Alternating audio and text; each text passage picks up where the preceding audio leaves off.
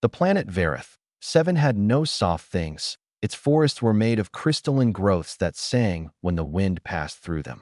Its rivers ran thick with minerals that would poison any earthborn creature within hours.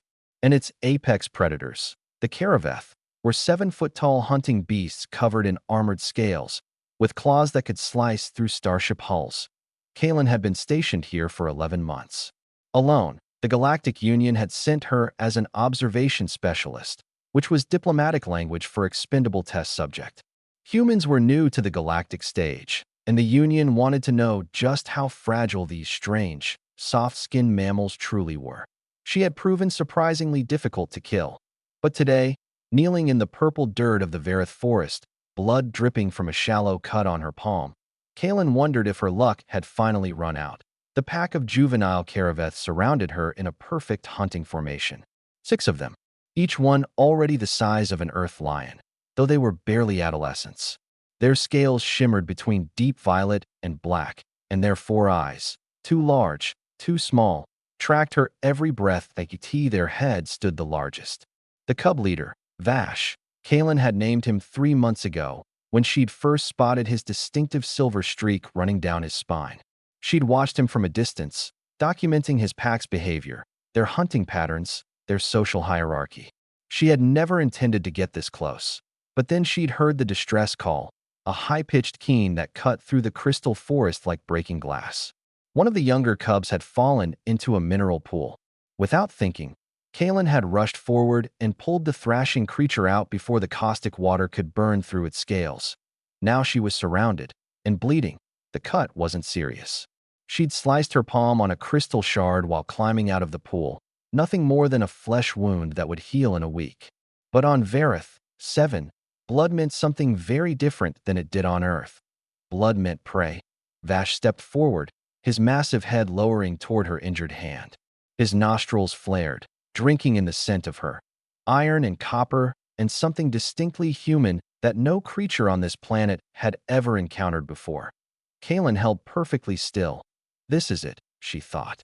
11 months of survival, ended by a paper cut, but Vash didn't bite. Instead, his rough, textured tongue emerged, surprisingly gentle, and dragged across her wounded palm.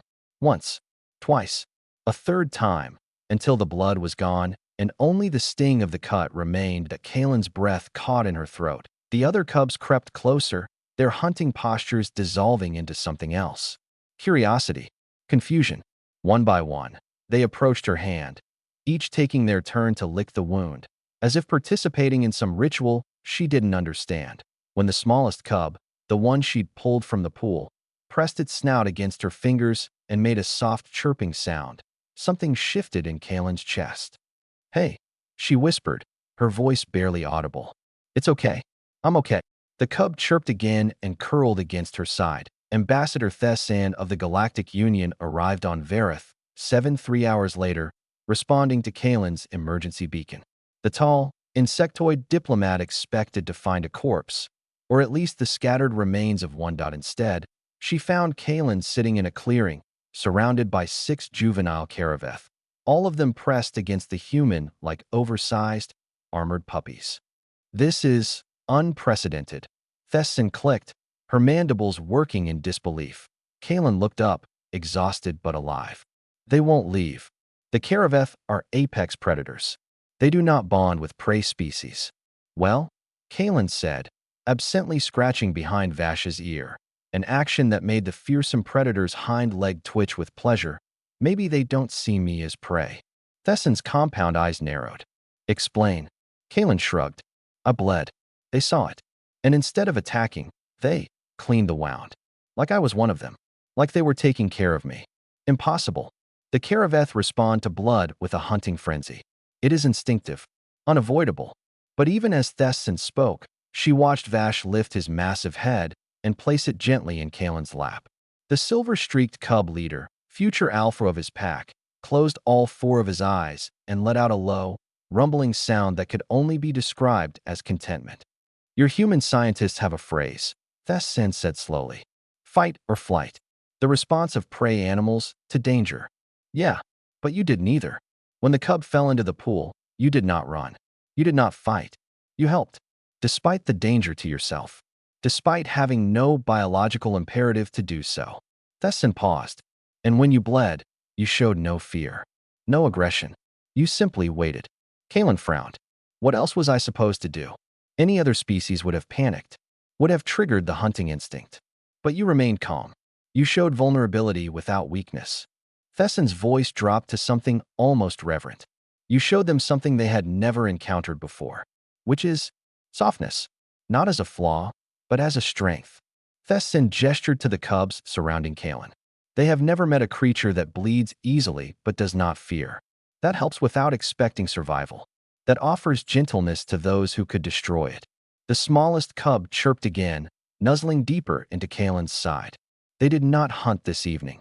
Thesson continued. Their pack leader reported it to our monitoring station. The cubs returned to the den, refused food, and waited by the entrance. They were waiting for you. Kalen looked down at the creatures surrounding her. 6 apex predators who had chosen her, the soft, bleeding human, over the hunt that defined their existence. What happens now? She asked. Thesson was quiet for a long moment. Now, the ambassador finally said, the Galactic Union learns what humanity has always known. That sometimes, the softest creatures are the ones that change everything. Vash rumbled in agreement, his armored tail curling protectively around Kalen's back. And in the crystal forest of Vareth, 7, where nothing soft had ever survived, a human woman sat surrounded by predators who would never hunt her. Because she had taught them that there was something more valuable than prey. She had taught them kindness.